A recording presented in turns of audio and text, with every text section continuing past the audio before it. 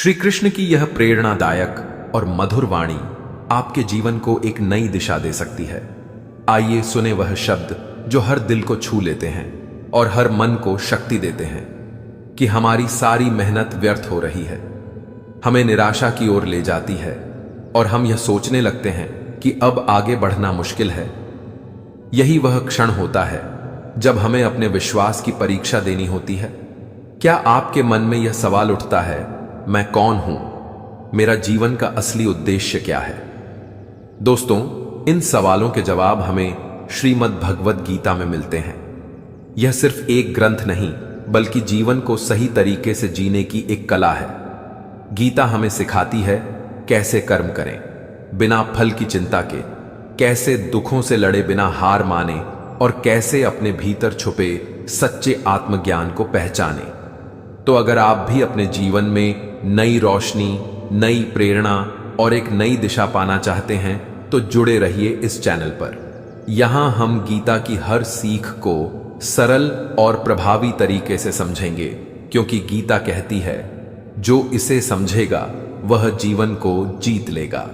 जीवन में कभी कभी हमें ऐसी परिस्थितियों का सामना करना पड़ता है जहां हम हताश हो जाते हैं। यही वह समय होता है जब हमें अपने भीतर की शक्ति को पहचानने की आवश्यकता होती है। जब हम भगवान पर भरोसा करते हैं तो हमें यह महसूस होता है कि हमारे भीतर एक अदृश्य शक्ति है जो हमें आगे बढ़ने के लिए प्रेरित करती है। जब भी हम जीवन के उतार चढ़ाव से गुजरते हैं तब हमारे मन में अनेक प्रश्न उठते हैं। क्या यह सही है? क्या मैं सही राह पर चल रहा हूं? और ऐसे समय में हमें एक मार्गदर्शक की आवश्यकता होती है। श्री कृष्ण का जीवन इस बात का प्रतीक है कि जब हम अपने कार्यों में भगवान का आशीर्वाद लेते हैं तब हमें हर कठिनाई से पार पाने की शक्ति मिलती है।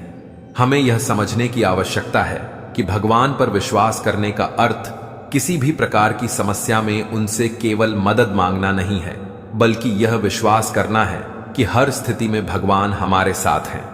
हमें भगवान पर भरोसा उस बच्चे की तरह करना चाहिए जिसे आप हवा में उछालते हैं तो वह हंसता है, डरता नहीं, क्योंकि वह जानता है कि आप उसे गिरने नहीं देंगे। भगवान भी हमारे जीवन में जो कुछ भी करते हैं वह हमारी भलाई के लिए ही होता है, बस हम ही उसे समझ नहीं पाते। एक बार कुरुक्षेत्र के विशाल युद्ध क्षेत्र में सेनाओं के आने जाने की सुविधा के लिए काम चल रहा था। हाथियों का उपयोग पेड़ों को उखाड़ने और जमीन साफ करने के लिए किया जा रहा था। इन पेड़ों में से एक पर एक गौरैया अपने 4 छोटे बच्चों के साथ रहती थी। जब वह पेड़ उखाड़ दिया गया तो उसका घोंसला जमीन पर गिर पड़ा, लेकिन चमत्कारिक रूप से उसके बच्चे किसी अनहोनी से बच गए। हालांकि वे इतने छोटे थे कि उड़ने में सक्षम नहीं थे। कमजोर और भयभीत गौरैया ने मदद के लिए इधर उधर देखा। तभी उसने भगवान श्री कृष्ण को अर्जुन के साथ वहां आते देखा। वे युद्ध भूमि की स्थिति का निरीक्षण करने और युद्ध की रणनीति तय करने के लिए आए थे। गौरैया ने अपने छोटे पंख फड़फड़ाए और किसी तरह श्री कृष्ण के पास पहुंची। वह बोली, हे प्रभु, कृपया मेरे बच्चों को बचाइए। युद्ध शुरू होते ही वे कुचले जाएंगे। भगवान श्री कृष्ण ने विनम्रता से कहा, मैं तुम्हारी बात सुन रहा हूं, लेकिन मैं प्रकृति के नियमों में हस्तक्षेप नहीं कर सकता। गौरैया ने दृढ़ता से उत्तर दिया, हे भगवान, मैं जानती हूं कि आप मेरे उद्धारक हैं। मैं अपने बच्चों के भाग्य को आपके हाथों में सौंप देती हूं। चाहे आप उन्हें जीवन दें या मृत्यु, यह अब आपके हाथों में है। भगवान श्री कृष्ण उनकी भक्ति से प्रसन्न हुए और बोले, अपने घोंसले में 3 सप्ताह के लिए भोजन का संग्रह कर लो। यह सुनकर गौरैया ने कुछ मिनटों तक अपने पंख फड़फड़ाए और फिर अपने घोंसले में वापस चली गई। 2 दिन बाद शंख की आवाज के साथ युद्ध आरंभ हुआ। श्री कृष्ण ने अर्जुन से कहा, अपने धनुष और बाण मुझे दो। अर्जुन हैरान हो गया, क्योंकि श्री कृष्ण ने युद्ध में हथियार ना उठाने की शपथ ली थी। उसने कहा, हे प्रभु, मेरे तीरों के लिए कुछ भी अभेद्य नहीं है, आप मुझे आज्ञा दें। श्री कृष्ण ने चुपचाप अर्जुन से धनुष लेकर एक हाथी की ओर निशाना साधा। लेकिन हाथी को मारने के बजाय तीर उसकी गर्दन पर बंधी घंटी से टकराया, जिससे एक चिंगारी निकली। अर्जुन मुस्कुरा उठा, क्योंकि उसे लगा कि श्री कृष्ण का निशाना चूक गया। अर्जुन ने तीर छोड़ने का प्रस्ताव दिया, लेकिन श्री कृष्ण ने उसे रोक दिया और धनुष वापस कर दिया। अर्जुन ने पूछा, हे केशव, आपने उस हाथी पर तीर क्यों चलाया? श्री कृष्ण मुस्कुराए और बोले, क्योंकि इस हाथी ने उस गौरैया के घोंसले को गिरा दिया था। अर्जुन को यह बात समझ नहीं आई, क्योंकि हाथी तो अभी भी जीवित और स्वस्थ था, लेकिन श्री कृष्ण ने उसे अनदेखा कर दिया और शंख फूंकने का निर्देश दिया। जय श्री कृष्ण।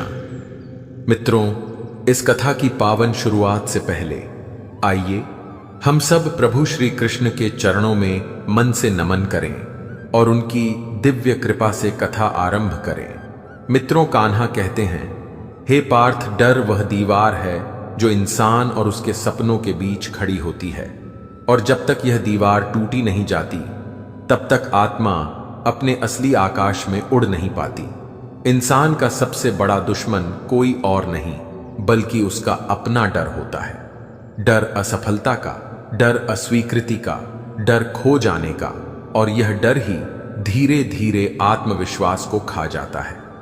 बहुत से लोग जीवन में इसलिए कुछ बड़ा नहीं कर पाते क्योंकि उन्होंने कोशिश करने से पहले ही हार मान ली। मित्रों, कान्हा कहते हैं, हे अर्जुन, जिस दिन तू अपने भय को पहचान लेगा उसी दिन तेरा जन्म नया होगा।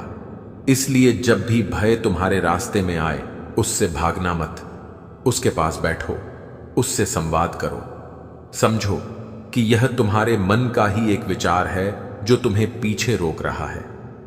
डर तुम्हारा शत्रु नहीं, वह तुम्हारा शिक्षक है जो तुम्हें यह बताता है कि कहां तुम्हें अभी खुद पर भरोसा नहीं। जिस दिन भरोसा पक्का हो गया उस दिन डर अपने आप खत्म हो जाएगा। बहुत बार हम दूसरों के विचारों, समाज की अपेक्षाओं और भविष्य की अनिश्चितताओं से डरते हैं, लेकिन क्या यह सब निश्चित है? नहीं। फिर हम क्यों अपने आज को इस अगर और कभी के जाल में खो देते हैं? साहस का अर्थ है वर्तमान में जीना, सत्य के साथ खड़ा रहना, चाहे पूरी दुनिया विपरीत क्यों ना हो। जो व्यक्ति सत्य का अनुसरण करता है उसके लिए भय का अस्तित्व ही समाप्त हो जाता है। मित्रों, कान्हा कहते हैं, हे अर्जुन, जब तेरा मन धर्म के पथ पर अडिग हो जाता है तब भय तुझसे स्वयं डरने लगता है। लेकिन यह दृढ़ता केवल शब्दों से नहीं आती, इसके लिए अभ्यास चाहिए, ध्यान चाहिए और अपने विचारों पर नियंत्रण चाहिए। जो मन को साध लेता है वह हर परिस्थिति में शांत रह सकता है। भय वहीं जन्म लेता है जहां अज्ञान रहता है, इसीलिए ज्ञान ही सबसे बड़ी ढाल है। जो व्यक्ति सीखने से नहीं डरता वही जीवन को समझता है। याद रखिए, जब तक हम हार से डरते रहेंगे तब तक जीत हमारे द्वार पर दस्तक नहीं देगी। जैसे अंधकार को भगाने के लिए दीपक जलाना पड़ता है, वैसे ही भय को मिटाने के लिए कर्म का प्रकाश चाहिए। केवल सोचने से कुछ नहीं होता, कदम उठाना पड़ता है। हर वह इंसान जिसने जीवन में कुछ बड़ा किया, उसने किसी ना किसी डर को परास्त किया। कोई मंच पर बोलने से डरता था, कोई असफल होने से, कोई समाज के तानों से, लेकिन जिसने पहला कदम रखा वही आगे बढ़ा। डर वहीं रहता है जहां हम रुक जाते हैं। एक बार चलना शुरू करो, रास्ता खुद साफ हो जाएगा। अपने भय को अपने ऊपर हावी मत होने दो, उसे अपने नीचे रखो और उस पर चलकर आगे बढ़ो, क्योंकि डर पर विजय ही जीवन की सबसे बड़ी जीत है। याद रखो, ईश्वर भी उसी की सहायता करता है जो स्वयं पर विश्वास रखता है। जब तक तुम खुद पर भरोसा नहीं करोगे तब तक संसार भी तुम पर विश्वास नहीं करेगा। इसलिए खुद के भीतर वह दीपक जलाओ जो हर अंधकार को मिटा दे। जीवन छोटा है, इसे डर में बर्बाद मत करो। आज जो चीज तुम्हें डराती है वही कल तुम्हारी ताकत बन सकती है, अगर तुम उसे जीतने का साहस दिखाओ। सच्चा साहस यह नहीं कि तुम हर युद्ध जीत जाओ, बल्कि यह है कि हर बार गिरकर भी उठ खड़े हो जाओ, क्योंकि असली पराजय हार में नहीं, हार मान लेने में होती है। इस जीवन का अर्थ ही है आगे बढ़ते रहना, चाहे कितनी भी बाधाएं क्यों ना हो। क्योंकि जब तुम अपने भय से आगे निकल जाते हो तब तुम्हारे भीतर एक नया विश्व खुलता है, जहां संभावनाएं अनंत होती हैं और मन पूर्ण रूप से स्वतंत्र हो जाता है। जो इंसान अपने जीवन में दूसरों को गिराकर आगे बढ़ना चाहता है, वह भले ही कुछ समय के लिए सफल दिखाई दे, पर भीतर से हमेशा खोखला रहता है, क्योंकि सच्ची जीत कभी छल से नहीं बल्कि सच्चे कर्मों से मिलती है। जो मनुष्य अपने दर्द को मुस्कान के पीछे छिपाना जान लेता है, वही जिंदगी की असली ताकत समझता है। लोगों के बदलने की शिकायत मत करो, क्योंकि हर कोई अपने स्वार्थ के अनुसार ही साथ निभाता है। कुछ लोग तुम्हें इसलिए छोड़ जाते हैं ताकि तुम्हें खुद की कीमत का एहसास हो सके। रिश्ते हमेशा खूबसूरती से नहीं बल्कि सच्चाई से निभाए जाते हैं। जो दिल से जुड़ जाए वह कभी दूरी से नहीं टूटता। कभी कभी लोगों की खामोशी उनके टूटे हुए भरोसे का सबसे बड़ा सबूत होती है। जिंदगी में दूसरों को खुश करने की कोशिश में खुद को खो देना सबसे बड़ी मूर्खता है। इंसान जब दर्द में होता है तभी उसे असली और नकली का फर्क समझ में आता है। इसलिए अपने कर्मों से जवाब दो, शब्दों से नहीं। वक्त से बड़ा कोई शिक्षक नहीं, यह सबको उनकी औकात दिखा देता है। दूसरों के बुरे समय पर हंसने वाले अक्सर खुद उसी राह पर गिरते हैं। दुनिया को फर्क नहीं पड़ता कि तुम कितना दुखी हो, उसे बस यह दिखाओ कि तुम टूट कर भी खड़े हो। अपनी तकलीफों को दुआओं में बदलना ही असली परिपक्वता है।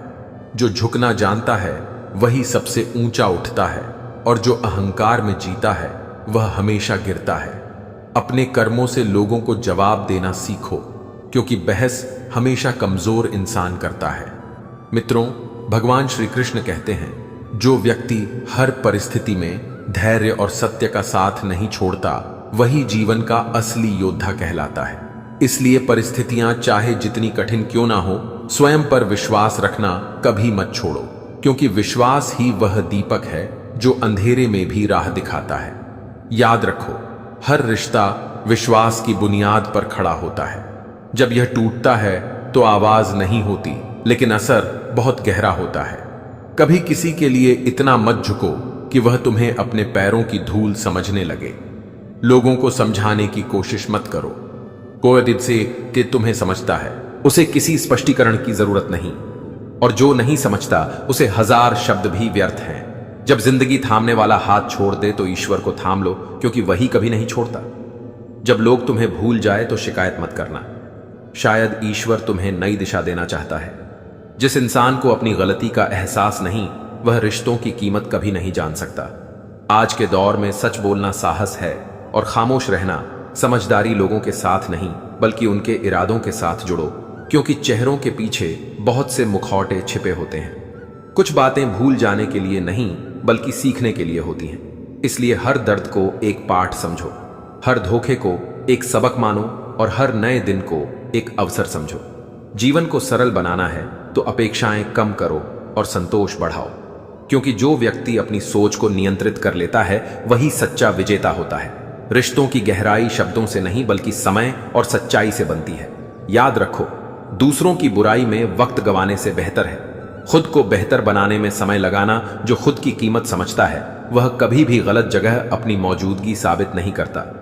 इसलिए हमेशा आत्मसम्मान को प्राथमिकता दो, क्योंकि जो खुद की इज्जत करना जानता है वही दुनिया से भी इज्जत पाता है, और जो जीवन को सच्चाई, धैर्य और प्रेम के साथ जीता है वही वास्तव में धन्य है।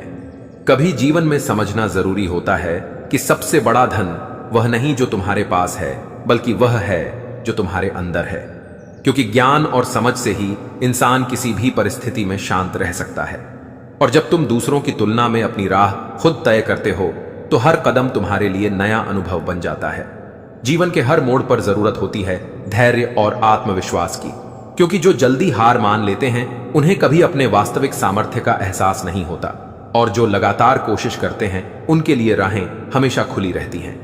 मित्रों, भगवान श्री कृष्ण कहते हैं कि सच्चा आनंद किसी बाहरी चीज में नहीं बल्कि आत्मा की शांति और संतोष में होता है। इसलिए किसी से उम्मीदें कम और कर्मों में पूर्णता अधिक रखो। लोग अक्सर दूसरों के बाहरी प्रभाव से प्रभावित होते हैं, लेकिन जीवन की असली परीक्षा यह है कि तुम अपने निर्णयों के प्रति कितने ईमानदार हो और हर परिस्थिति में अपने मूल्यों के प्रति सच्चे रहो। जो दूसरों से तारीफ या स्वीकृति की तलाश में लगे रहते हैं, वे कभी भी अपनी असली शक्ति को नहीं पहचान पाते, और जो अपने अंदर की आवाज को सुनते हैं, वही जीवन में असली स्वतंत्रता पा सकते हैं। कठिनाइयों से भागने की बजाय उनका सामना करना सीखो, क्योंकि संघर्ष से ही व्यक्ति मजबूत और समझदार बनता है। और जो लोग हर समय आसान रास्ते चुनते हैं, उन्हें बाद में पछतावा ही मिलता है। रिश्तों में धैर्य और समझ आवश्यक है, क्योंकि किसी की भावनाओं को नजरअंदाज करना और केवल अपने फायदे के लिए संबंध बनाए रखना किसी भी इंसान के लिए विषय है। और जो दिल से निभाते हैं, वही जीवन में सम्मान और प्यार कमाते हैं। अपने कामों की जिम्मेदारी खुद लो। किसी और को दोष देने या बहाने बनाने की आदत मत डालो, क्योंकि आत्म जवाबदेही ही असली शिक्षा है। मित्रों, भगवान श्री कृष्ण कहते हैं कि हर अनुभव तुम्हें कुछ सिखाने के लिए आता है, चाहे वह सुखद हो या दुखद, और तुम्हारे दृष्टिकोण पर निर्भर करता है कि तुम उसे सीख मानोगे या शोक। आत्मा की गहराई में झांको, क्योंकि वही जगह है जहां सच्चे सपने और इच्छाएं जन्म लेती हैं। और जब तुम अपनी अंतरात्मा के अनुरूप चलते हो, तो बाहरी दुनिया की समस्याएं भी तुम्हें विचलित नहीं कर पाती। समय का सही उपयोग करना सीखो, क्योंकि वह लौटकर कभी नहीं आता, और जो क्षण खो गया वह दोबारा हाथ नहीं आता।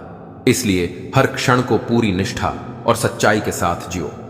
किसी से मदद मांगने में या मार्गदर्शन लेने में संकोच मत करो, लेकिन दूसरों पर निर्भर रहना अपनी शक्ति को कमजोर कर देता है। जीवन में अपने आत्मसम्मान और मर्यादा को पहले रखो, क्योंकि बिना आत्मसम्मान के सफलता और खुशी दोनों अधूरी होती है। जो लोग तुम्हें नीचा दिखाने की कोशिश करते हैं, उन्हें अपने कर्मों और संयम से जवाब दो, क्योंकि शब्दों से लड़ना आसान है, पर चरित्र से जीतना ही सच्ची ताकत है। दूसरों की बुराइयों से परेशान होने की बजाय अपने अंदर सुधार करने पर ध्यान दो, क्योंकि स्वयं पर नियंत्रण रखने वाला व्यक्ति ही शांति और स्थिरता पा सकता है। कभी भी अपनी आत्मा को भय, लालच या अहंकार के अधीन मत होने दो, क्योंकि यह तीनों मनुष्य के विकास में सबसे बड़ी बाधाएं हैं। अपने जीवन में हमेशा शिक्षा और ज्ञान को प्राथमिकता दो, क्योंकि यह वही धरोहर है जिसे ना कोई चुरा सकता है और ना खो सकता है। दूसरों के लिए अच्छा सोचो, लेकिन कभी अपने मूल सिद्धांतों और आत्मसम्मान का बलिदान मत करो, क्योंकि सच्चा सम्मान और प्यार केवल वही देता है जो तुम्हारी ईमानदारी और सम्मान को देखता है। मित्रों, भगवान श्री कृष्ण कहते हैं कि इंसान की असली ताकत उसकी संयम और धैर्य में छुपी होती है, और वही व्यक्ति जीवन में हर मुश्किल को पार कर सकता है जो अपने अंदर की आवाज को सुनता है और अपने कर्मों के लिए पूरी तरह जिम्मेदार होता है। कभी भी अपनी अच्छाई को दुनिया पर थोपने की कोशिश मत करो, बल्कि उसे अपने कर्मों और आचरण से प्रकट होने दो। जो लोग तुम्हें ना समझते हैं या तुम्हारी उपेक्षा करते हैं, उन्हें अपने मन की शांति भंग करने मत दो, क्योंकि असली शक्ति वह है जो बाहरी परिस्थितियों से अप्रभावित रहे। जीवन में मुश्किलें आएंगी, पर उन पर सोच समझकर प्रतिक्रिया करना और समाधान खोजने का प्रयास करना ही बुद्धिमानी है। खुद को बदलो, परिस्थितियों को नहीं, क्योंकि व्यक्ति अपनी सोच और कर्म से अपनी दुनिया बना सकता है। किसी की आलोचना से डरना या अपनी गलतियों को छुपाना जीवन को छोटा कर देता है, और अहंकार और जल्दबाजी उन्हें तोड़ सकते हैं। अपने दिल को प्यार, करुणा और सहानुभूति से भरो, लेकिन मूर्खता से विश्वास और सम्मान कभी मत खोना। अपनी सीमाओं को जानो और उन्हें पार करने की कोशिश करो, क्योंकि विकास वहीं से शुरू होता है जहां आराम क्षेत्र खत्म होता है। जीवन में सच्चाई और ईमानदारी से जीने वाले लोग हमेशा याद किए जाते हैं, और झूठ और चालाकी के रास्ते अंत में खाली हाथ छोड़ देते हैं। कभी भी अपनी खुशियों को दूसरों की राय या स्वीकृति पर निर्भर मत होने दो, क्योंकि सच्ची संतुष्टि भीतर से आती है। अपने संघर्षों को सीख मानो, क्योंकि वही तुम्हें मजबूत, समझदार और सहिष्णु बनाते हैं। अपने सपनों को पाने के लिए छोटे प्रयासों की उपेक्षा मत करो, क्योंकि हर बड़ी सफलता छोटे छोटे कदमों का परिणाम होती है। मित्रों, भगवान श्री कृष्ण कहते हैं कि आत्मविश्वास, संयम और धैर्य से भरा मन किसी भी तूफान में टिक सकता है। अपनी भावनाओं को समझो और उन्हें नियंत्रित करना सीखो, क्योंकि अनियंत्रित भावनाएं जीवन में भ्रम और दुख पैदा करती हैं। दूसरों की नकारात्मकता को अपने अंदर घुसने मत दो, बल्कि अपने भीतर के प्रकाश और सकारात्मकता को मजबूत बनाओ। अपने ज्ञान और अनुभव से दूसरों की मदद करो, लेकिन अपने सम्मान और मूल्यों को कभी मत भूलो। अपने जीवन में सच्चाई, करुणा और मेहनत को हमेशा सर्वोच्च स्थान दो, क्योंकि यही तुम्हें सच्ची शक्ति, सफलता और संतोष देती है। जब तुम्हारा मन स्थिर और शांत रहेगा, तभी तुम वास्तविक खुशी और सफलता का अनुभव कर पाओगे। अपने अंदर विश्वास पैदा करो, दूसरों की अपेक्षाओं में नहीं, क्योंकि असली संतोष अपने आत्मा के निर्णयों में छुपा होता है। जीवन में प्रत्येक अनुभव तुम्हें कुछ सिखाने के लिए आता है, इसलिए हार को विफलता मत समझो, बल्कि सीख और विकास का अवसर मानो। जो लोग तुम्हारे लिए सच्चे हैं उन्हें पहचानो, और जो नहीं हैं उन्हें जाने दो, क्योंकि वास्तविक मूल्य वही जानता है जो तुम्हारी मेहनत, ईमानदारी और प्रेम को देखता है।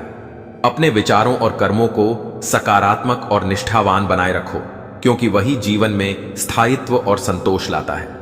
दूसरों को सिखाने या बदलने की कोशिश मत करो, बल्कि अपने उदाहरण से उन्हें प्रेरित करो।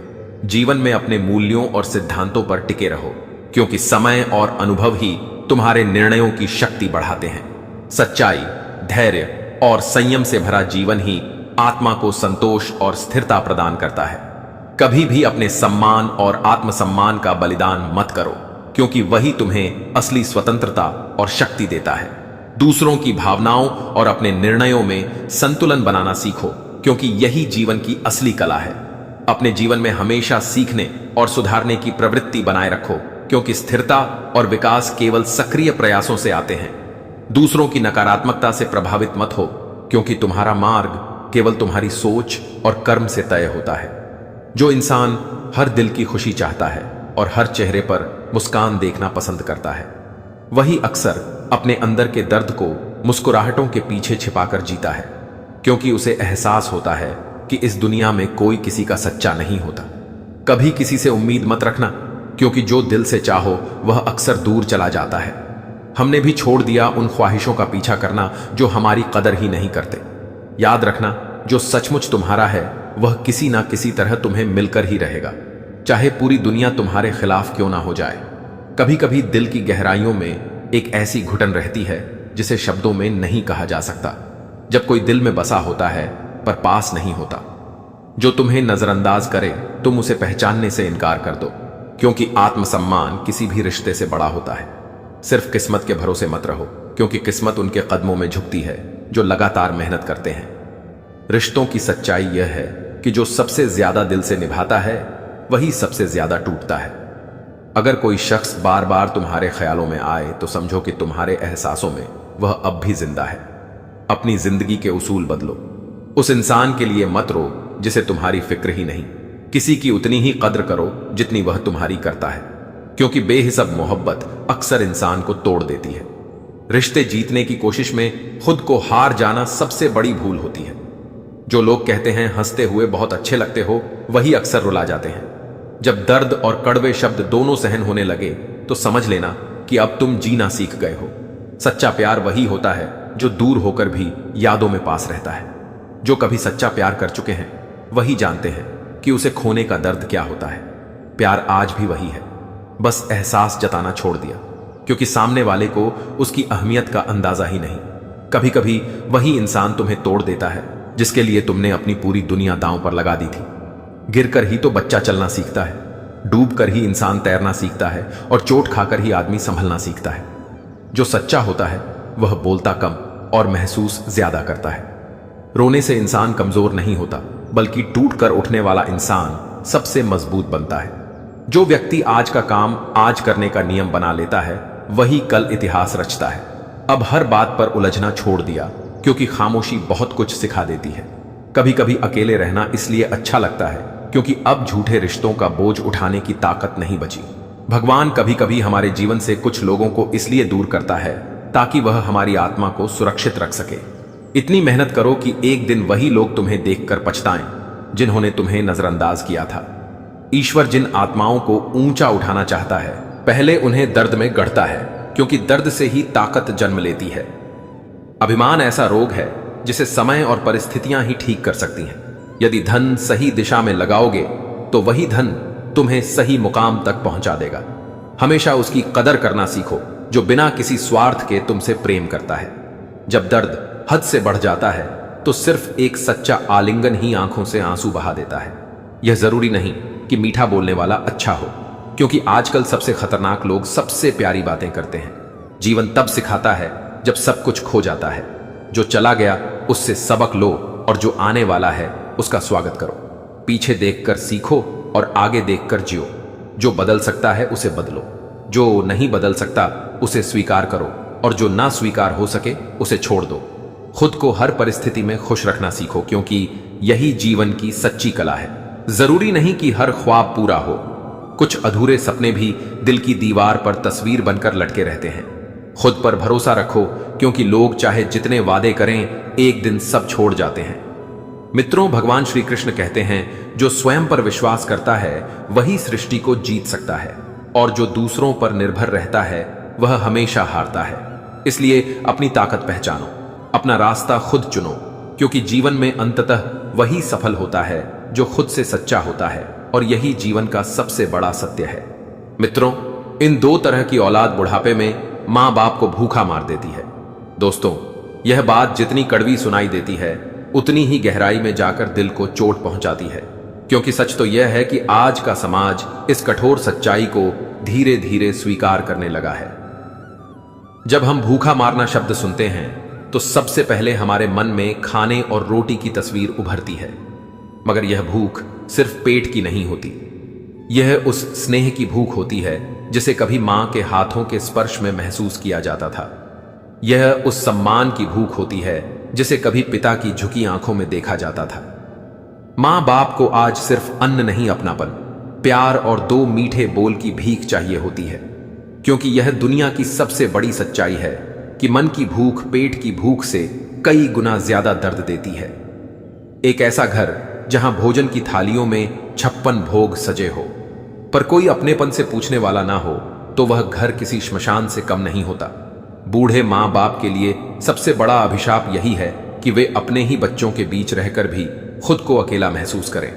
हमारी संस्कृति ने माता पिता की सेवा को सर्वोच्च धर्म कहा है। वे हमारे जीवन के साक्षात देवता हैं, जिनकी आंखों से अगर आंसू गिर जाए तो वह घर दरिद्रता का प्रतीक बन जाता है। मां बाप की मुस्कान ईश्वर का आशीर्वाद है, और उनकी आह सबसे बड़ा श्राप। जिस औलाद के सिर पर उनके माता पिता का हाथ होता है, उसकी किस्मत मिट्टी को छूते ही सोना बना देती है। लेकिन जिस औलाद से उनके माता पिता के आंसू बहते हैं, उसका भाग्य सोने को छूकर भी राख बन जाता है। यह कोई कहानी नहीं, बल्कि जीवन का शाश्वत सत्य है, जिसे आज की दौड़ती भागती दुनिया ने भुला दिया है। लेकिन सवाल यह उठता है कि आखिर ऐसी औलाद होती कौन है? क्या वे किसी दूसरे लोक के प्राणी हैं? नहीं, वे हमारे ही बीच के लोग हैं जो दो तरह की सोच से ग्रसित हो जाते हैं। एक वह जो लालच के अंधे कुएं में गिर जाते हैं, जिन्हें सिर्फ अपनी संपत्ति, धन और ऐश्वर्य नजर आता है, और दूसरी वह जो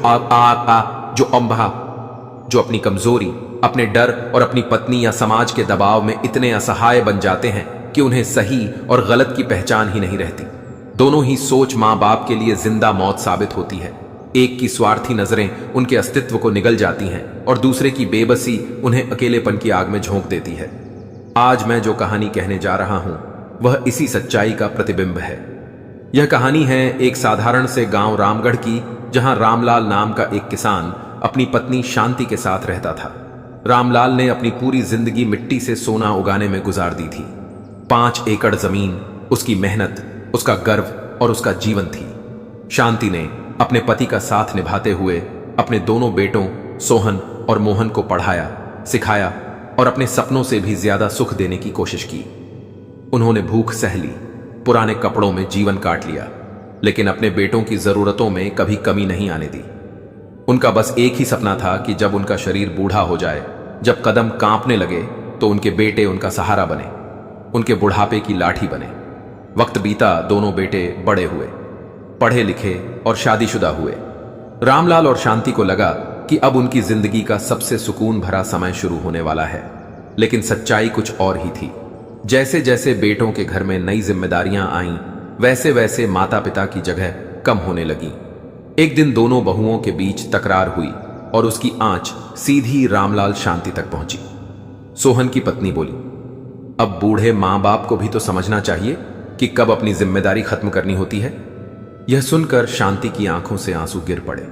वहीं मोहन, जो हमेशा शांत स्वभाव का था, अब अपनी पत्नी की बातों में इतना फंस गया कि उसे भी मां बाप की पीड़ा दिखाई नहीं दी।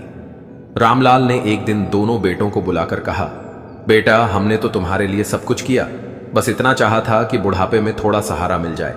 लेकिन उस दिन दोनों बेटों की आंखों में कोई ममता नहीं थी।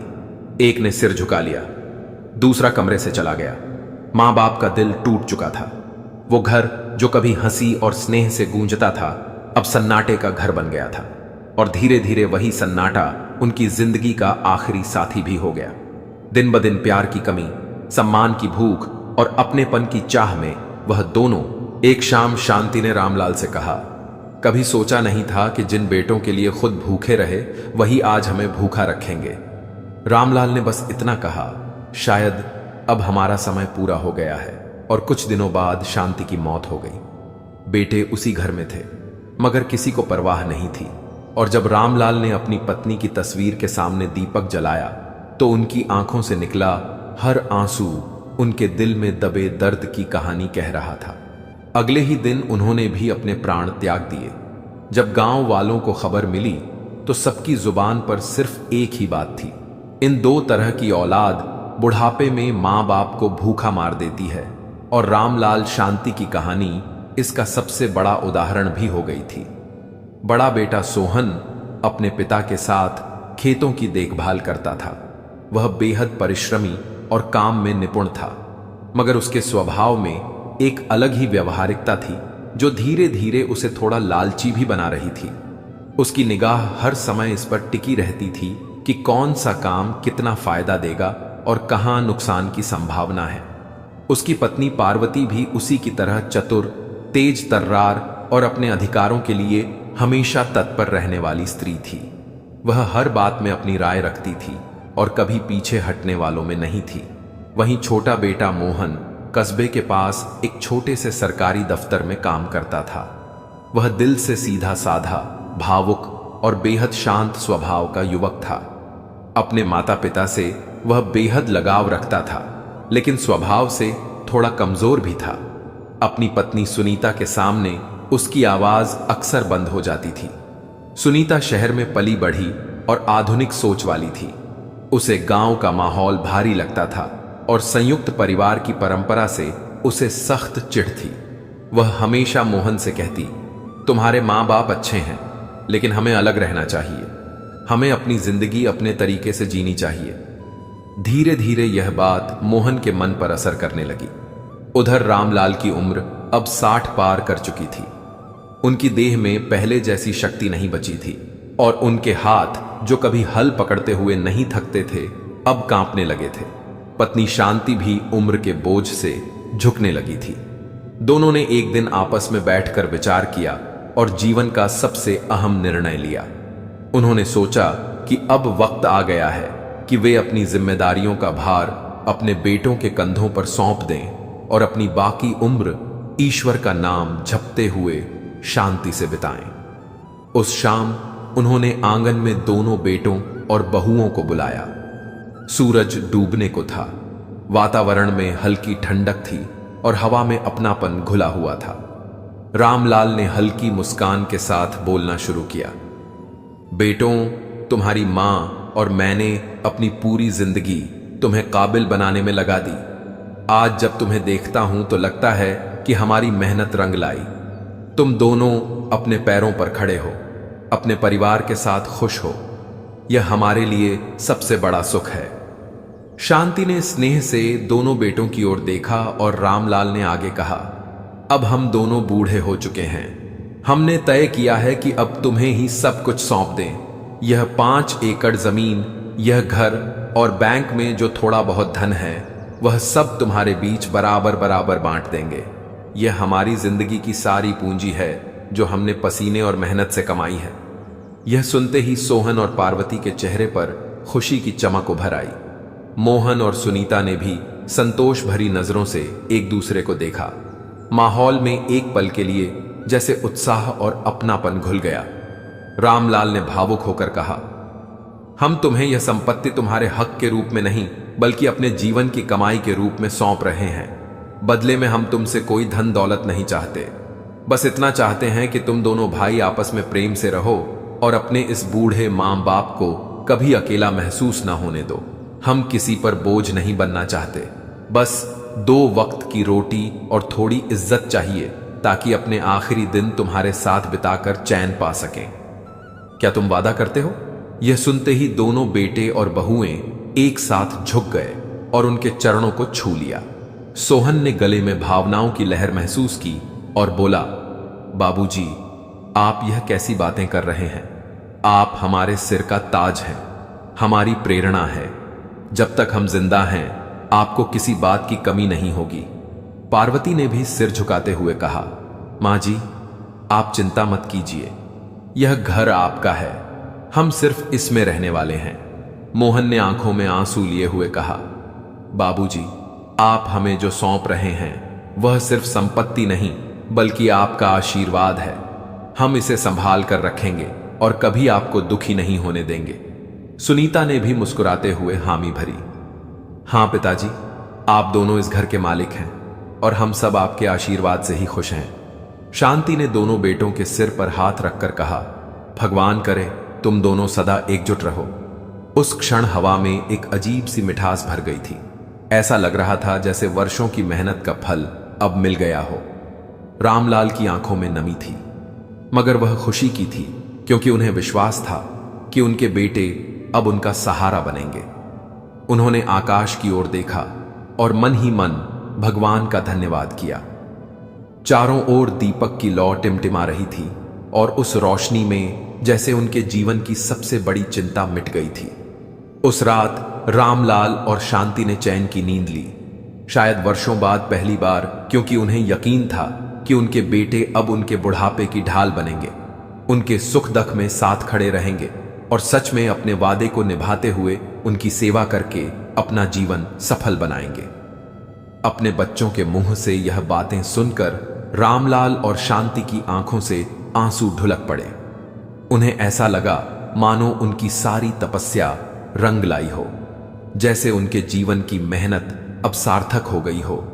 उन्होंने उसी पल ठान लिया कि अब वह अपने बेटों पर पूरा भरोसा करेंगे। अगले ही दिन उन्होंने बिना किसी झंझट के वकील को घर बुलाया और अपनी 5 एकड़ जमीन, उसी दिन उन्होंने अपनी शेष जिंदगी की डोर भी अपने बेटों के हाथों में सौंप दी थी। शुरुआत में सब कुछ सामान्य लगा। घर में हंसी झाक था, प्रेम भरे बोल थे और हर तरफ एक सुकून भरा माहौल था। लेकिन कुछ ही दिनों में धीरे धीरे घर का रंग बदलने लगा। वह घर जो कल तक रामलाल का साम्राज्य था, अब वहां फैसले बड़े बेटे सोहन और उसकी पत्नी पार्वती के इशारों पर होने लगे। यह वही पहली तरह की औलाद थी जिसके मन में लालच का बीज अब स्वार्थ के विशाल वृक्ष में बदल चुका था। अब जब भी रामलाल खेतों की ओर जाते और किसी मजदूर को कोई काम समझाते, सोहन बीच में आकर कह देता, रहने दीजिए बाबूजी, अब आपको इन चीजों में दखल देने की जरूरत नहीं है, मैं सब संभाल लूंगा, आप बस आराम कीजिए, उसके आराम कीजिए। शब्दों में आदेश का भार छिपा होता था।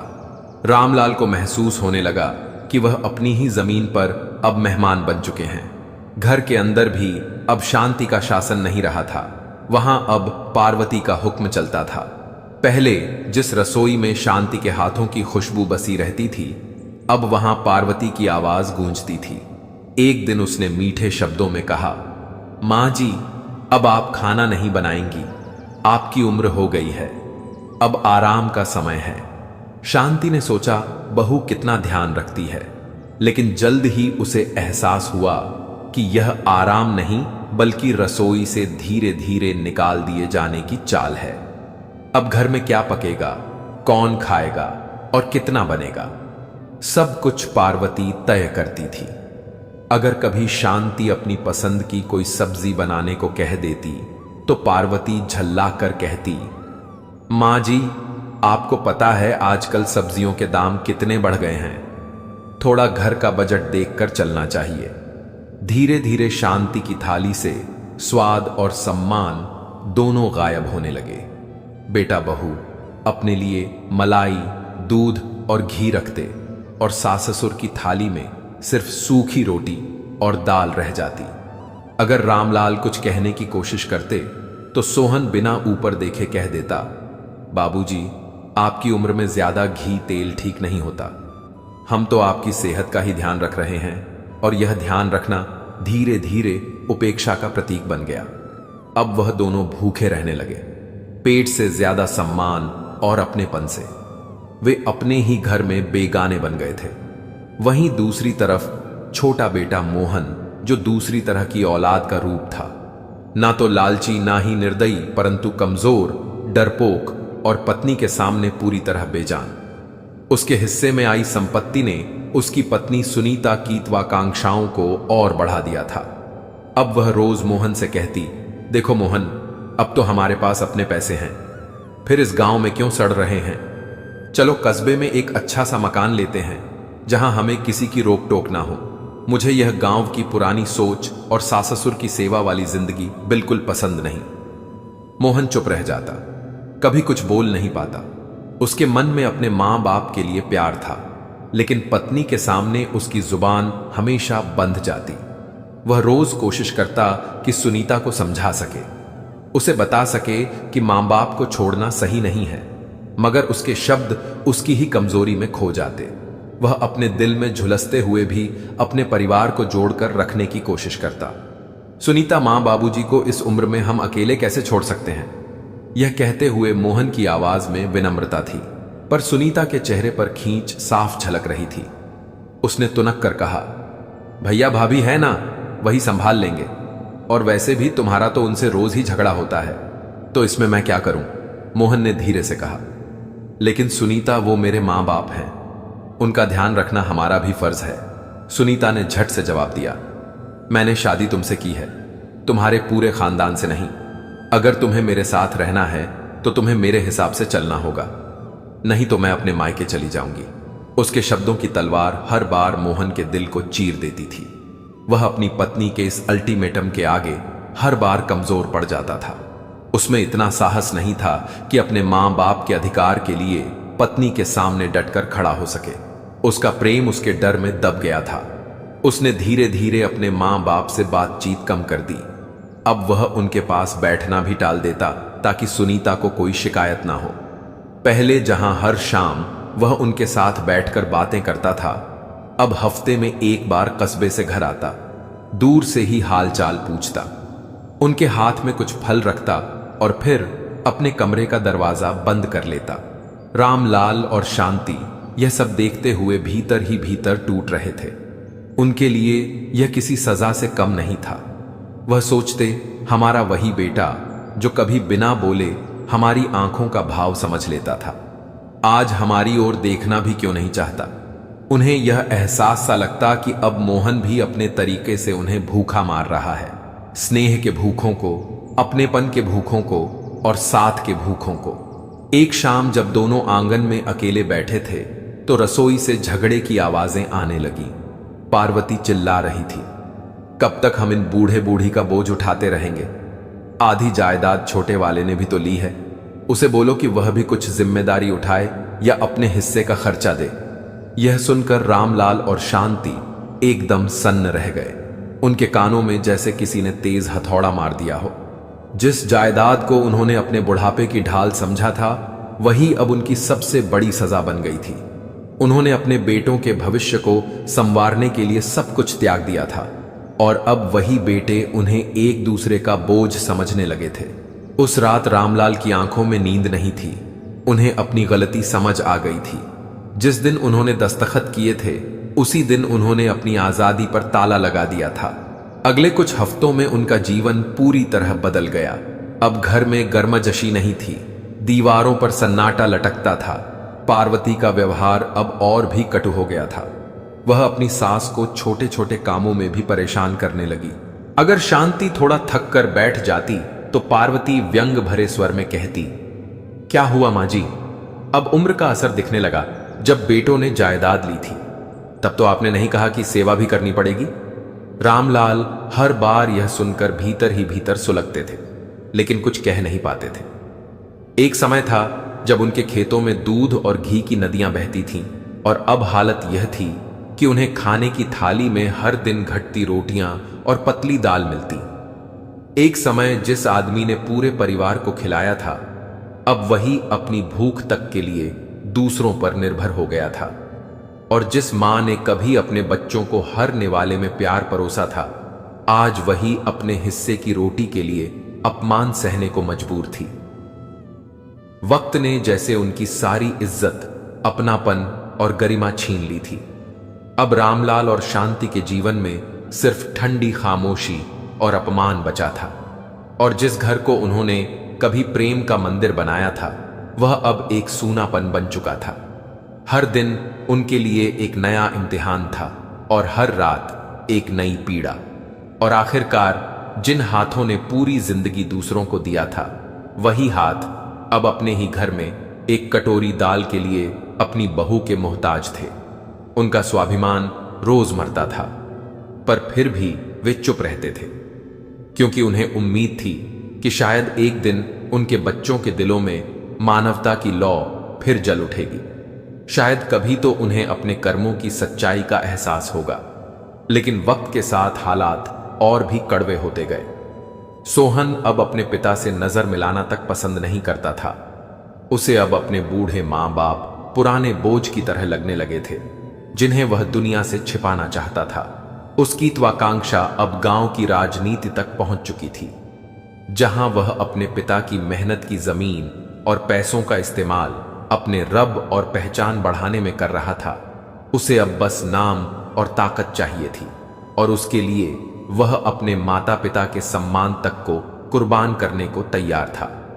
एक दिन जब पार्वती ने फिर पैसों को लेकर घर में तूफान खड़ा कर दिया, तो सोहन के अंदर का जहर फूट पड़ा।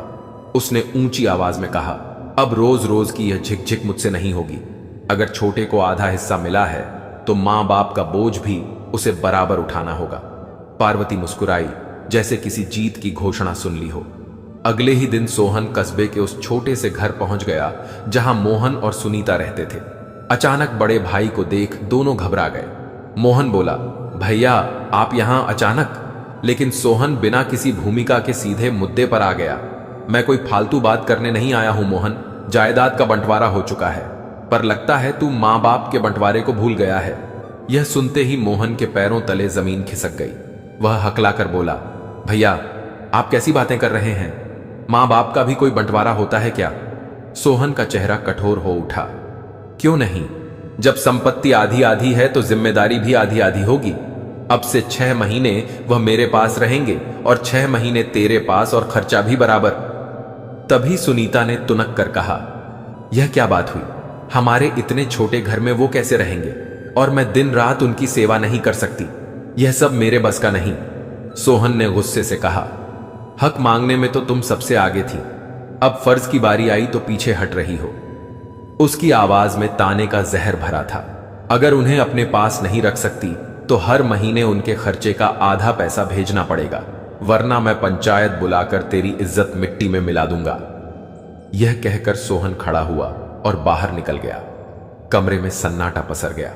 मोहन चुप था, उसकी सांसें भारी थीं।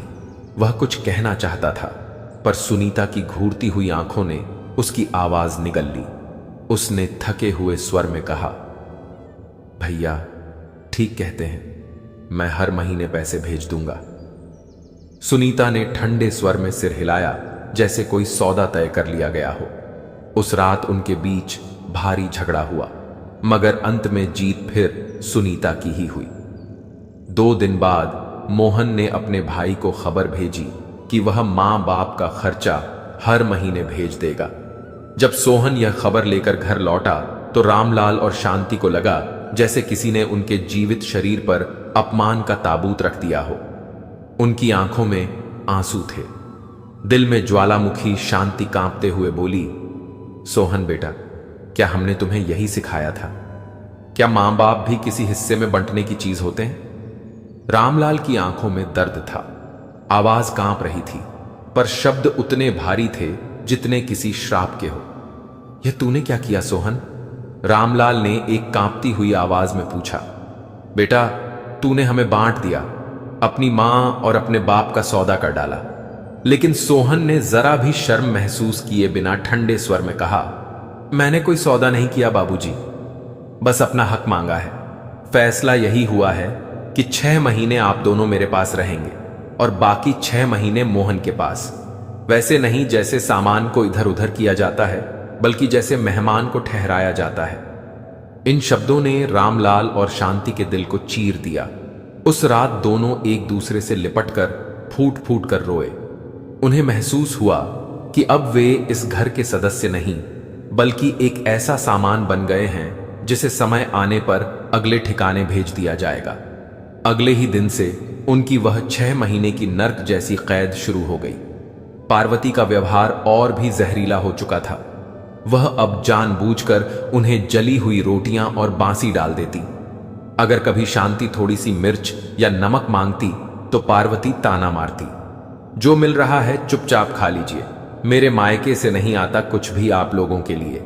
यह वही रसोई थी जहां कभी शांति के हाथों से घर के हर सदस्य को गर्मा गर्म भोजन मिलता था, लेकिन अब वही रसोई उसके लिए अपमान का प्रतीक बन चुकी थी।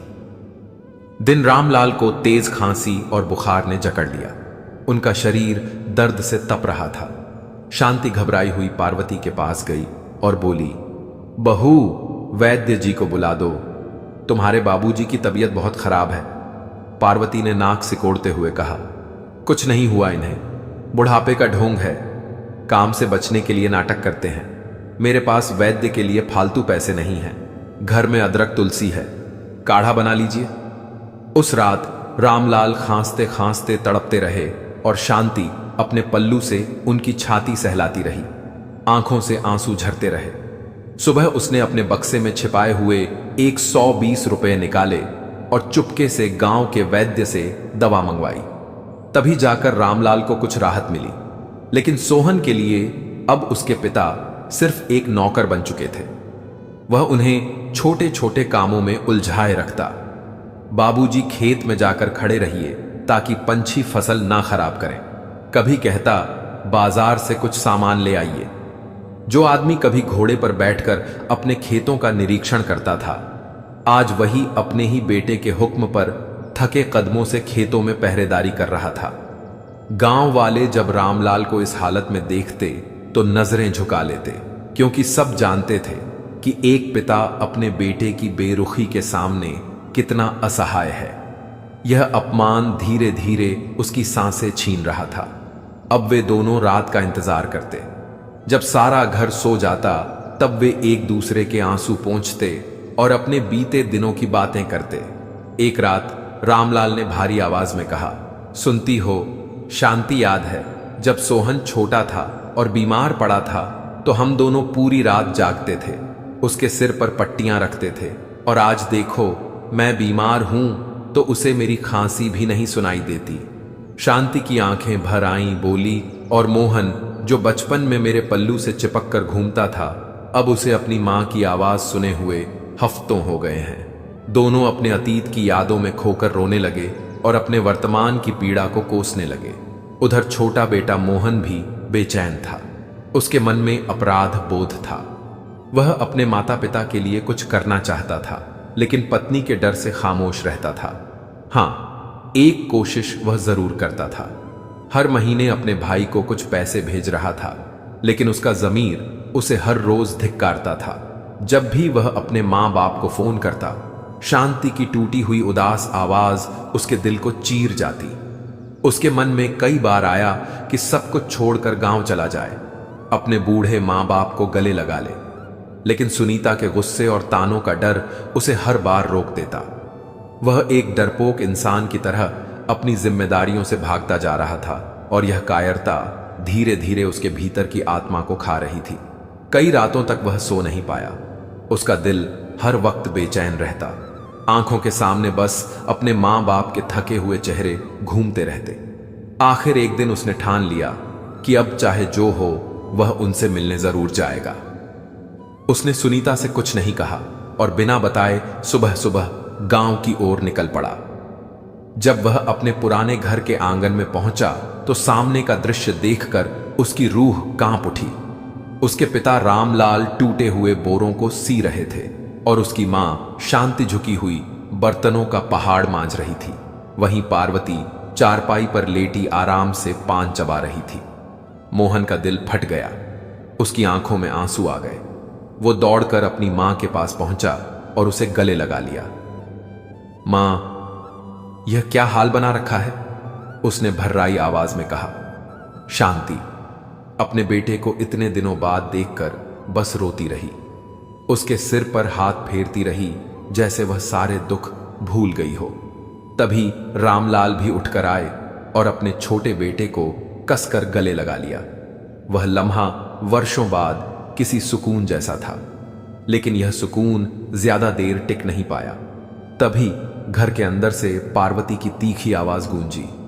अरे वाह, बड़े दिनों बाद मां बाप की याद आ गई, या फिर भेजे गए पैसे का हिसाब लेने आए हो?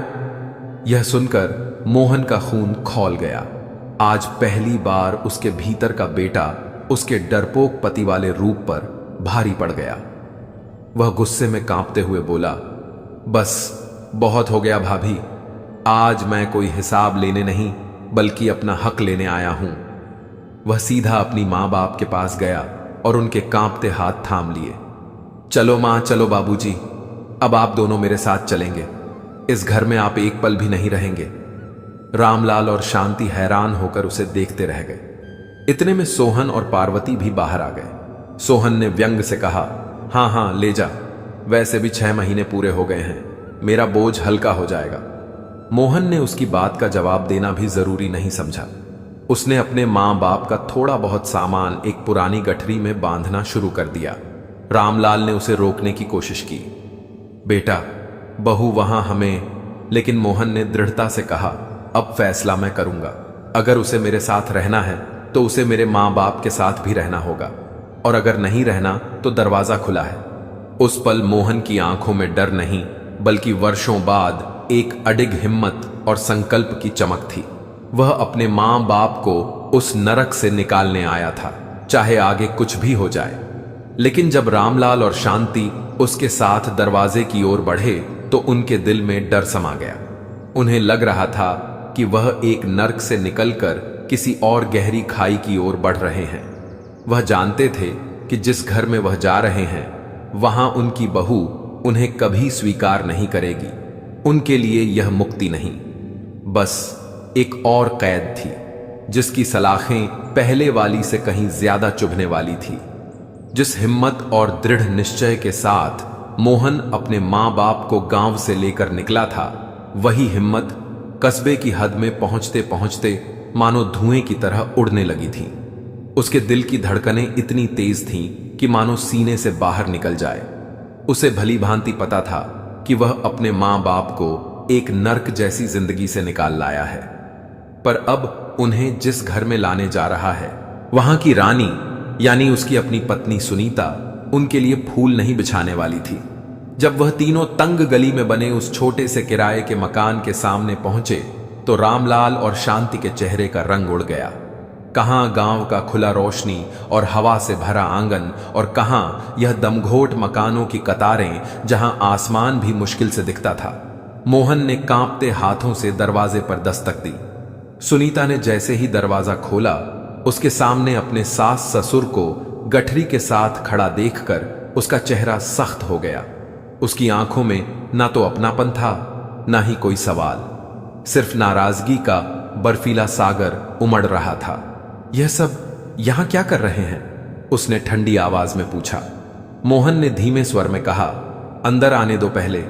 सुनीता एक ओर हट तो गई, पर उसके चेहरे के भाव पत्थर की तरह जमे रहे। रामलाल और शांत सिर झुकाकर ऐसे अंदर आए मानो किसी अपराध के लिए दोषी हो।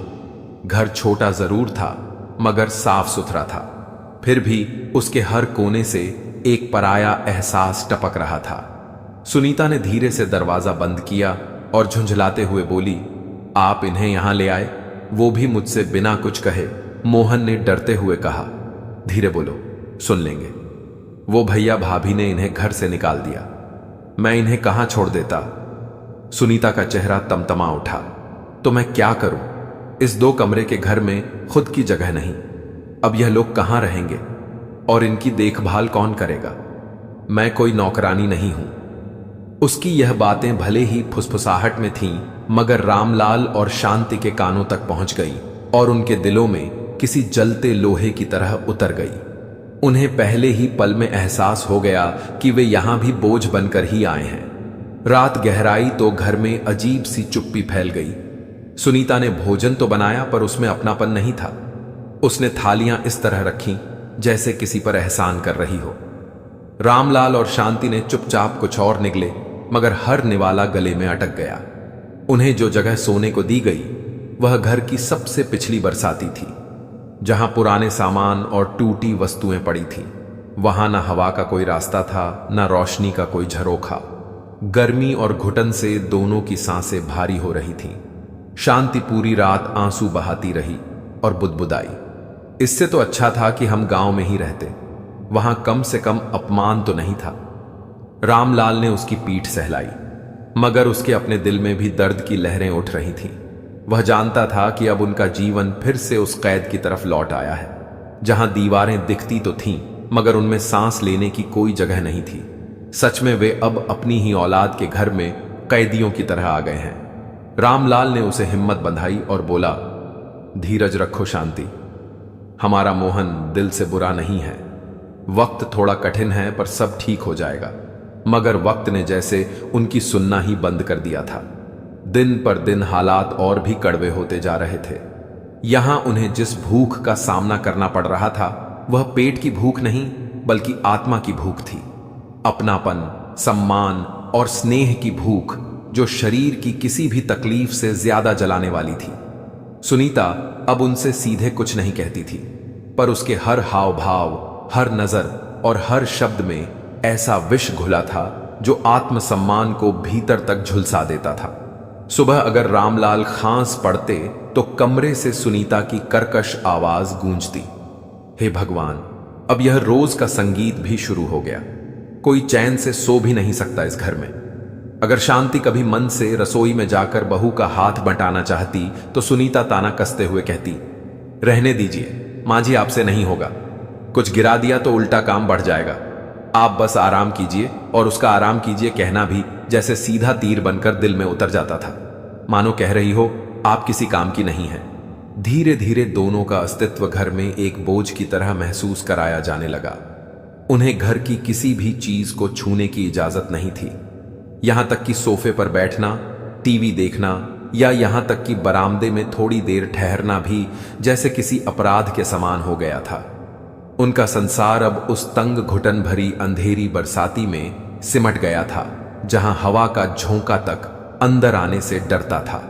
दिन भर दोनों वहीं चुपचाप बैठे रहते, एक दूसरे की ओर देखते, अपनी किस्मत को कोसते और अपनी गलती खोजने की कोशिश करते। मोहन रोज यह सब अपनी आंखों से देखता था, पर कुछ कर नहीं पाता था।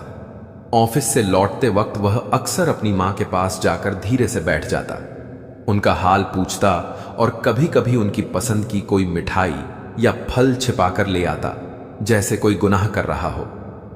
बेटा, तू हमारी वजह से अपनी जिंदगी मत बिगाड़, शांति कांपती आवाज में कहती। हम ठीक हैं, तू अपनी पत्नी के साथ खुश रह। लेकिन मोहन की आंखों में नमी आ जाती। नहीं मां, मैं बहुत निकम्मा बेटा हूं जो तुम्हारे लिए कुछ कर भी नहीं पा रहा। और तभी अगर सुनीता कमरे में आ जाती तो मोहन झट से चुप हो जाता और वहां से उठ जाता।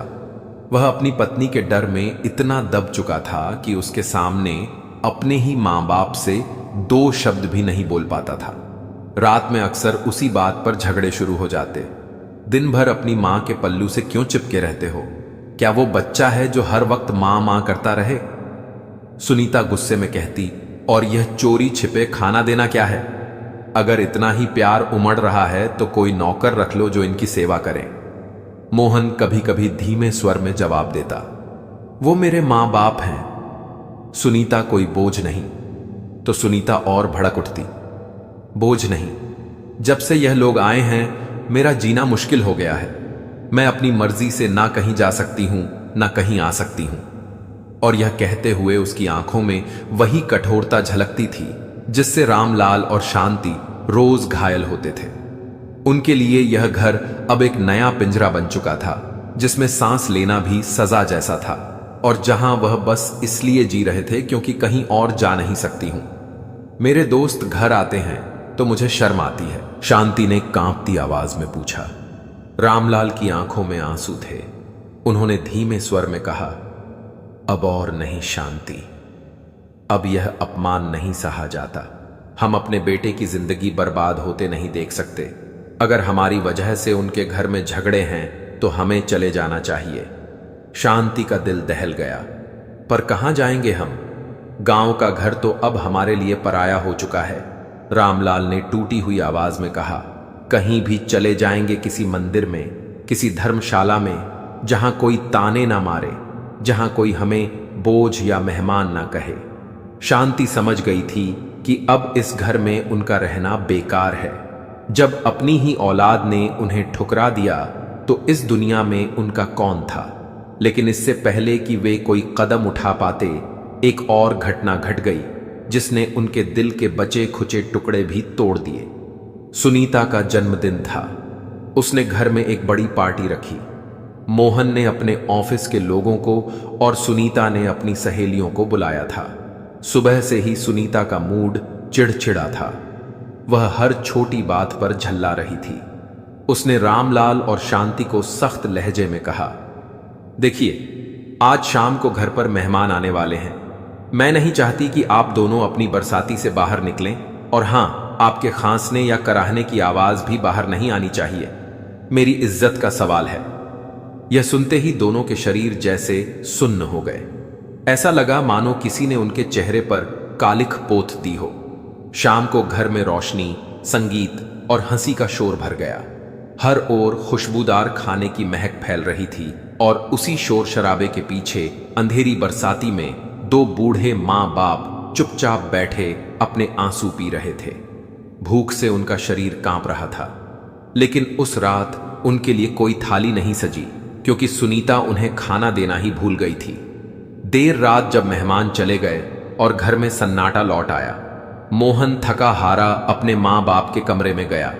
उसने देखा दोनों एक कोने में बैठे हैं। चेहरों पर थकावट और आंखों में नमी है। उसने पूछा, मां बाबूजी, आपने खाना नहीं खाया? शांति ने रोते हुए उसे सारी बात बताई। यह सुनकर मोहन का सब्र आखिरकार टूट गया। जैसे बरसों से दबा हुआ ज्वालामुखी फट पड़ा हो। आज उसने तय कर लिया कि अब वह अपनी पत्नी के सामने किसी डरपोक पति की तरह नहीं, बल्कि अपने मां बाप के सच्चे बेटे की तरह खड़ा होगा। वह तेजी से अपने कमरे की ओर गया, जहां सुनीता आराम से बिस्तर पर लेटी थी। उठो सुनीता। मोहन की आवाज पहले से कहीं अधिक कठोर थी। मेरे मां बाप आज भूखे सोए हैं और तुम्हें अपनी पार्टी की चिंता थी। सुनीता ने बेपरवाही से करवट बदलते हुए कहा, तो मैं क्या करती? तुम्हारे मां बाप हैं, तुम ही देखो उन्हें। मुझसे नहीं होती यह सेवा टहल। मोहन की आंखों में खून उतर आया। सेवा नहीं कर सकती तो कोई बात नहीं, लेकिन 2 वक्त की रोटी और थोड़ी इज्जत देना तो इंसानियत है।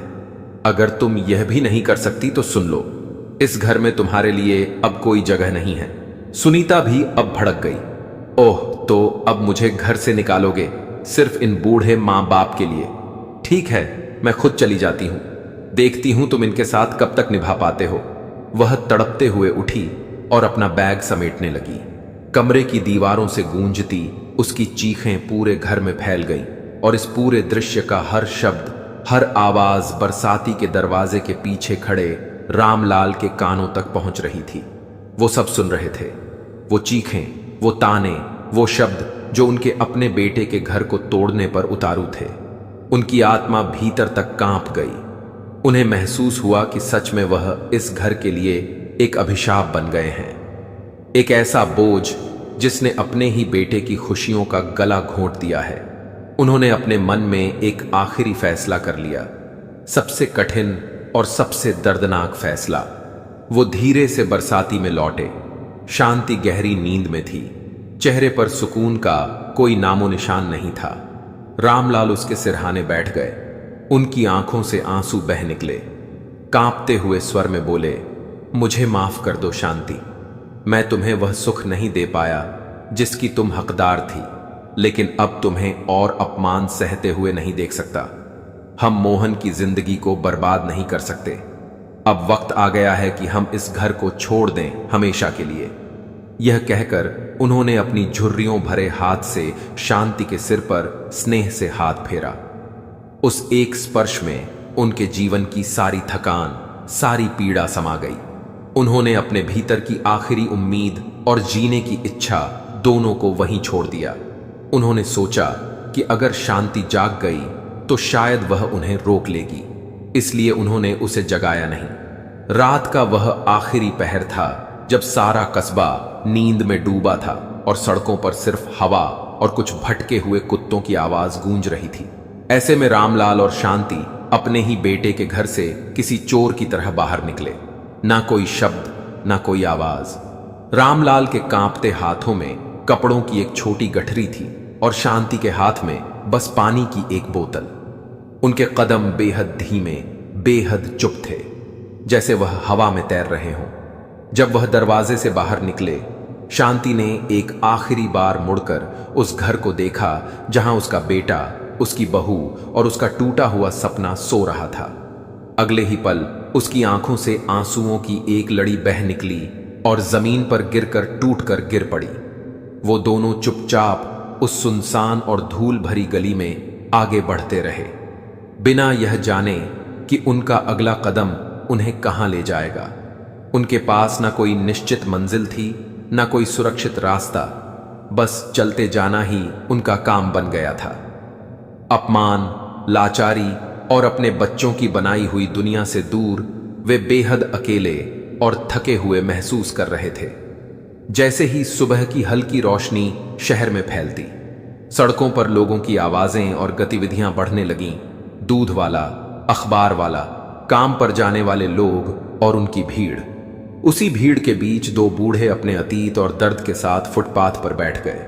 रात भर की यात्रा और चिंता ने उसे पूरी तरह थका दिया था। रामलाल चुप रहे। उन्होंने अपनी जेब में हाथ डाला जिसमें कुछ 100 रुपए थे जो शांति अपनी साड़ी के पल्लू में हमेशा रखती थी।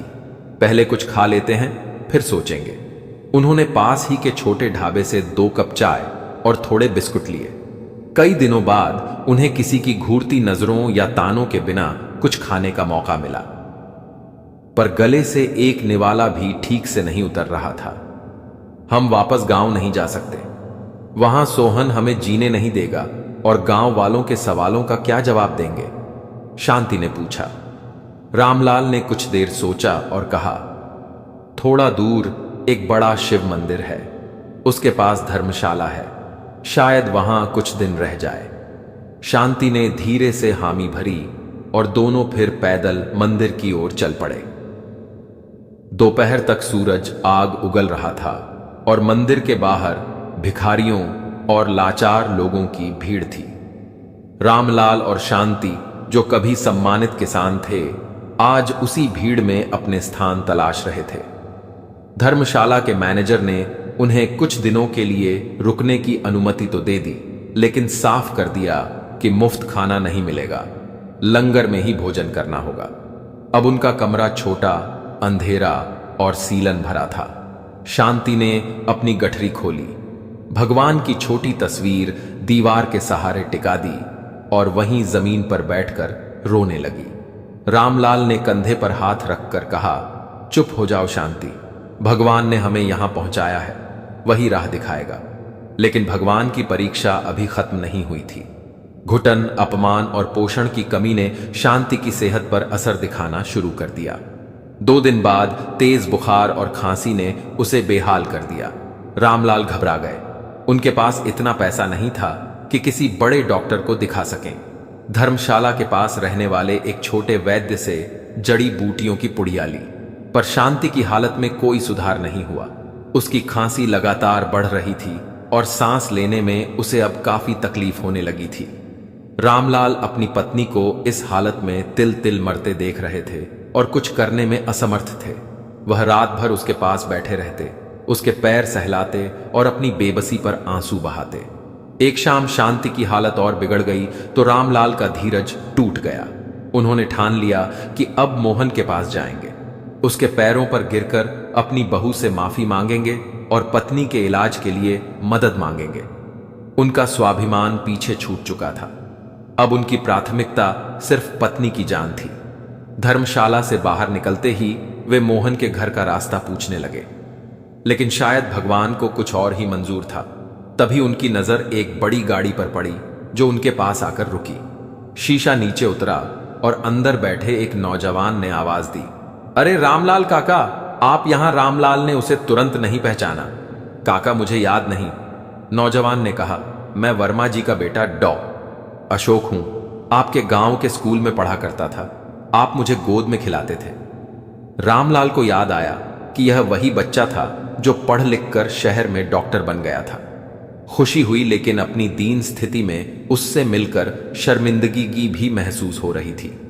उन्होंने फटी धोती और मैले कुर्ते को छिपाने की कोशिश की। हाँ हाँ बेटा, पहचान लिया। कैसा है तू?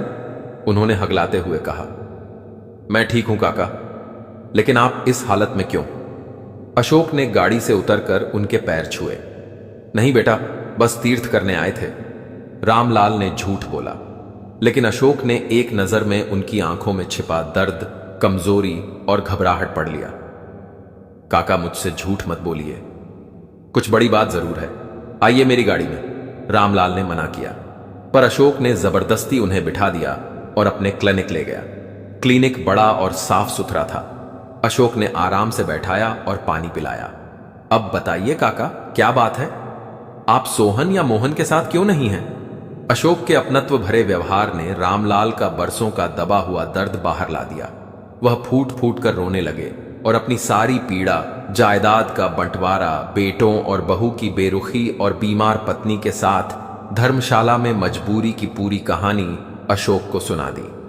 सुनकर अशोक की आंखों में भी आंसू भर आए और उसका चेहरा गुस्से से लाल हो गया।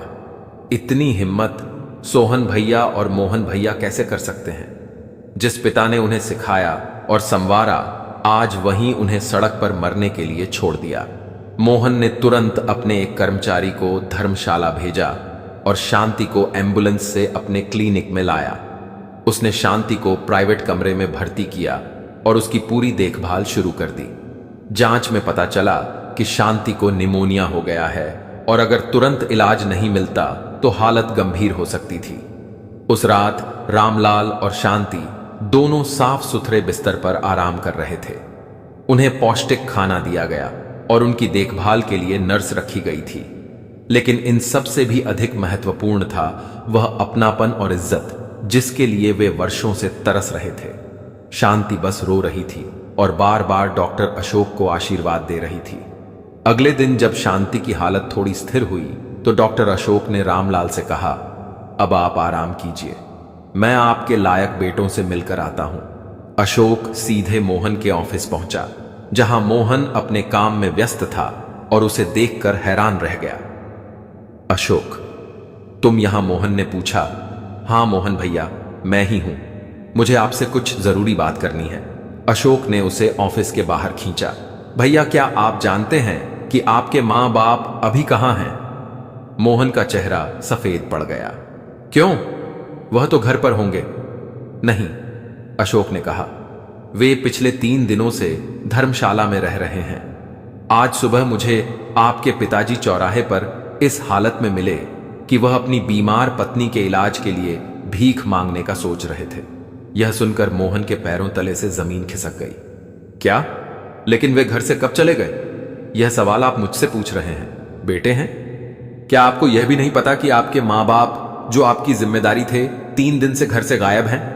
जिस मां ने आपको 9 महीने पेट में रखा, आज वो निमोनिया से जूझ रही है और आपको खबर तक नहीं। शर्म आनी चाहिए आपको। अशोक की आवाज ऊंची हो गई और ऑफिस के बाहर भीड़ जमा हो गई। मोहन शर्म और अपमान से बेहाल हो गया। लोग उसे सम्मानित इंसान समझते थे, लेकिन अशोक ने कहा, जो अपने बूढ़े मां बाप का नहीं हो सका वह किसी का नहीं हो सकता। अगर आज शाम तक आप और आपकी पत्नी मेरे क्लिनिक आकर अपने मां बाप से माफी नहीं मांगते तो मैं कल शहर के सबसे बड़े अखबार में आपकी यह कहानी छपवा दूंगा। फिर देखेंगे आपकी इज्जत और नौकरी कैसे बचती है। यह कहकर अशोक वहां से चला गया और मोहन वहीं फुटपाथ पर बैठ गया। आज पहली बार मोहन को अपनी कमजोरी और कायरता का एहसास इतनी तीव्रता से हुआ कि उसका दिल बोझिल हो गया। पत्नी के डर, नौकरी की इज्जत, सब कुछ उसके लिए नगण्य लगने लगा। उसकी आंखों के सामने अपनी बीमार मां और थके हुए पिता का चेहरा बार बार घूम रहा था। उसने महसूस किया कि उसने अपने जीवन में सबसे बड़ा पाप कर दिया है। वह उठा और पागलों की तरह डॉक्टर अशोक के क्लिनिक की ओर दौड़ा। क्लिनिक पहुंचकर वह उस कमरे के बाहर खड़ा हो गया जहां उसके मां बाप थे, लेकिन अंदर जाने की हिम्मत नहीं जुटा पाया। उसने दरवाजे के शीशे से झांका, देखा उसकी मां बिस्तर पर कमजोर सी लेटी हुई थी। हाथ में ड्रिप लगी थी और रामलाल, जो कभी मजबूत चट्टान की तरह खड़े रहते थे, आज कुर्सी पर झुके हुए किसी टूटे पेड़ की तरह नजर आ रहे थे। यह नजारा देखकर मोहन का दिल फट गया। वह वहीं खड़ा रहा, अंदर जाने की हिम्मत जुटाते हुए और अपने अपराध बोध के भारी बोझ के नीचे दबा हुआ सोच रहा था कि क्या उसके पापों की कोई माफी भी हो सकती है। कमरे में खड़े मोहन के सामने उसकी मां का पीला दुर्बल चेहरा और पिता का झुका हुआ शरीर किसी खंजर की तरह उसके कलेजे में घाव कर रहे थे। उसे अपनी स्वार्थपूर्ण कायरता और कमजोरी पर इतनी नफरत महसूस हो रही थी कि मन कर रहा था जैसे वह वहीं जमीन में समा जाए। डॉक्टर अशोक की फटकार और समाज में होने वाली बदनामी का डर अब सब पीछे रह गए थे। अब उसके सामने सिर्फ दो चेहरे थे, वे चेहरे जिन्हें उसने अपनी खुशियों और घर की झूठी शांति के लिए दर दर की ठोकरें खाने पर मजबूर किया था। धीरे धीरे उसके जमे हुए कदम आगे बढ़े और जैसे ही वह कमरे में घुसा, रामलाल ने उसे देखा। उनकी बूढ़ी थकी आंखों में कोई गुस्सा नहीं था, कोई शिकायत नहीं थी, बस एक गहरा दुख था और शायद इतने दिनों बाद बेटे को देखने की फीकी सी उम्मीद थी। मोहन कुछ नहीं बोला, सीधे पिता के पैरों पर गिर पड़ा। उनके पैर पकड़कर छोटे बच्चे की तरह फूट फूट कर रोने लगा। मुझे माफ कर दीजिए बाबूजी, मुझसे बहुत बड़ा पाप हो गया है, मुझे माफ कर दीजिए। उसके मुंह से बस यही शब्द निकल रहे थे। रामलाल ने कांपते हाथों से अपने बेटे को उठाने की कोशिश की। उनकी आंखें भी झरझर बह रही थीं। बिस्तर पर लेटी शांति ने भी अपने बेटे को रोते हुए देखा और अपनी बीमारी कमजोरी को भूलकर उठने लगी। उठ बेटा उठ, औलाद कभी पापी नहीं होती, गलती हमारी ही थी, हम ही तुम पर बोझ बन गए थे। नहीं बाबूजी, मोहन ने रोते हुए कहा, मां आपके बोझ नहीं है, मैं अंधा था, अपनी जिम्मेदारी नहीं समझ पाया। आप मुझे जो सजा देना चाहे दें, पर बस मुझे माफ कर दीजिए। डॉक्टर अशोक जो दरवाजे पर खड़े थे यह सब देख रहे थे। उनकी आंखें भी नम हो गईं। उन्होंने आगे बढ़कर मोहन को उठाया। मोहन भैया, अब रोने का समय नहीं, बल्कि अपने किए गए पापों और भूलों को सुधारने का वक्त है। आपके पिताजी को केवल माफी नहीं, बल्कि आपके स्नेह और सहारे की जरूरत है, और आपकी मां को दवाओं से ज्यादा आपके अपनापन की जरूरत है। उस दिन क्लिनिक के कमरे में सिर्फ आंसू नहीं बहे, बल्कि सालों का दर्द, सालों की गलतफहमियां और पुराना बोझ भी धीरे धीरे धुल गया। रामलाल और शांति ने अपने बेटे को माफ कर दिया, क्योंकि मां बाप के दिल से बड़ा और दयालु इस दुनिया में और कुछ नहीं होता। और मोहन ने खुद से वादा किया कि अब वह इस माफी को सिर्फ शब्दों में नहीं, बल्कि अपने कर्मों से साबित करेगा। उस शाम जब मोहन घर लौटा तो वह पूरी तरह बदल चुका था।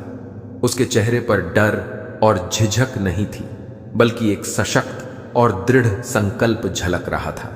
सुनीता, जो दिन भर इस डर में थी कि अब क्या होगा, अपने पति के इस बदलते रूप को देखकर चुप रह गई। कहां थे आप? उसने पूछा। मोहन ने शांत लेकिन मजबूत आवाज में कहा, मैं भगवानों से मिलने आया हूं, वो भगवान जिन्हें हमने अपने घर से दूर कर दिया था और जो आज एक पराये इंसान के रहमो करम पर एक अस्पताल में पड़े हैं। सुनीता निरुत्तर हो गई। मोहन ने कहा, मैंने अपनी जिंदगी की सबसे बड़ी गलती की, अपनी गृहस्थी बचाने के चक्कर में अपने जन्मदाता को सड़क पर ला दिया, लेकिन अब और नहीं। उसने सीधे अपनी पत्नी की आंखों में देखते हुए कहा, कल सुबह मेरे मां बाप इस घर में वापस आएंगे, मेहमान नहीं बल्कि इस घर के मालिक बनकर। मैंने उनसे माफी मांग ली है। लेकिन असली प्रायश्चित तो हमें मिलकर करना है, उनकी सेवा करके। सुनीता ने कुछ कहना चाहा कि यह घर भी उनका है, लेकिन मोहन ने कटा-कटा कहा, अगर तुम्हें मेरे मां बाप के साथ इस घर में रहना आपत्ति है तो तुम जहां चाहो जा सकती हो, लेकिन मेरे मां बाप अब अपने बचे हुए जीवन के दिन मेरे साथ इसी घर में पूरी इज्जत और मान शान के साथ बिताएंगे। यह मेरा अंतिम फैसला है। सुनीता ने अपने पति की आंखों में वह दृढ़ता देखी जो उसने पहले कभी नहीं देखी थी। वह समझ गई कि यह वही मोहन है जिसने अपने अपराध बोध की आग में झलकर आत्मा जागृत की है। डॉक्टर अशोक की धमकी और समाज में होने वाली बदनामी का डर भी उसके सामने कुछ नहीं था। वह रोई, गिड़गिड़ाई, लेकिन मोहन अपने फैसले से नहीं हिला। अंततः सुनीता को झुकना पड़ा। अगले दिन मोहन और सुनीता दोनों डॉक्टर अशोक के क्लिनिक पहुंचे।